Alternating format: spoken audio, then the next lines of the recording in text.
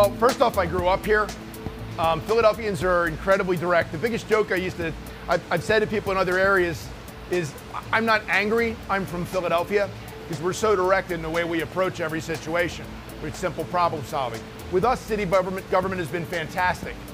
They've truly been partners in helping us develop the vertical farming city concept. I think pretty much everybody that gets into vertical farming is a little nuts. My background is science and finance, but I became obsessed with the idea that we could actually feed ourselves within cities. Started out as a hobby, became an obsession. We spent over 2 years with our doors closed with my partner, just listing all the things that were wrong with vertical farming and addressing those issues. The best way of describing farming today, if I could pick one sentence, it would be, it's petrochemical agriculture.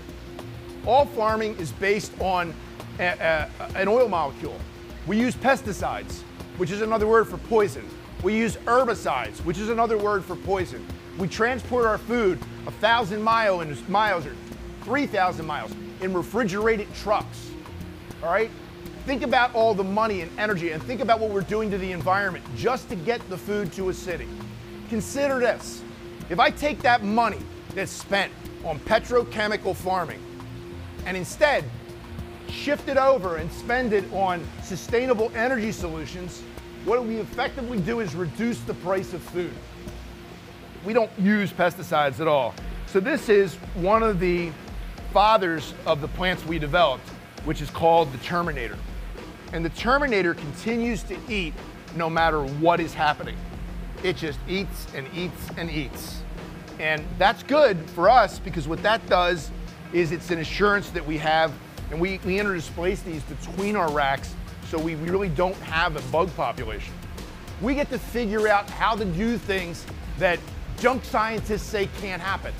And it's hilarious. I know this is kind of evil, but I love making these guys look like idiots because they don't do it. When you do something, you find solutions, you find ways to make it work. This is going to be the first solar-powered vertical farm in the world. Because of the massive size of it, we're dipping into the grid. The next objective is to put kinetic energy around the building and then further extend the life of the building in terms of being able to create a zero carbon footprint, zero energy use building.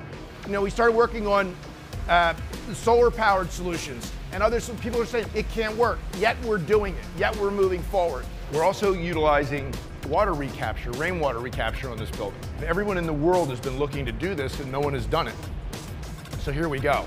The key to our technology is simplicity, okay? Where everybody else is building black box technology, I'm trying to build technology that what my partner Lee Weingrad and I call democratized technology. It's technology that makes it possible for a guy with a high school background to go to Lowe's and get the parts for one of our farms. So this is the light we started out with. So a light that can produce 1,500 par is damn good. But here's the downside, what I don't like about it. It's heavy, it's clunky. If you touch it, it's hot to the touch. It acts like a radiator. The real problem is this light costs $1,500 list. The light we developed, and I'll just start with the difference in the quality of the light. Same light meter you just saw. What's that reading? 3,000. Okay. Cool, right? No heat. Touch this. Right? Hot. I can put these in people's farms, upfront cost, maybe $350, $375 each. You know, we want to be the John Deere tractor of this so that farmers can use it and increase their crop times to year round, as well as city folks can use it to grow more food in their cities. How many buildings are there in our cities? How many third and fourth floors go unused every year where they're not bringing revenues, they're not creating jobs, they're doing nothing? Now all of a sudden we can find a use for those places. You see this area here? This is like Raiders of the Lost Ark. How would you like this to be the Whole Foods farm, or the Mom's farm, or the ShopRite farm, where you get fresh produce same day? And we can create revenues and green collar jobs with them. So to me, the concept of an adaptive network of farms is far superior to trying to create a giant ass farm. Aero Farms in Newark, New Jersey is the world's largest vertical farm. It's based on a laboratory model. It costs $39 million to build. It only produces 2 million pounds of produce, and it takes up 70,000 square feet. I can do the same thing for less than $2 million, produce more than 2 million pounds, and I can do it in only 14,000 square feet. I don't want to work against farmers, I want to work with them. The one thing we can all agree on is we're all against hunger. We're all trying to find a way to solve it. We could literally, within a number of years, 10, 15 years, end hunger. The city that does this is the city that's going to become the center for vertical farming for the world. And I believe that city is going to be Philadelphia. Let's be honest, some people don't want hunger to end.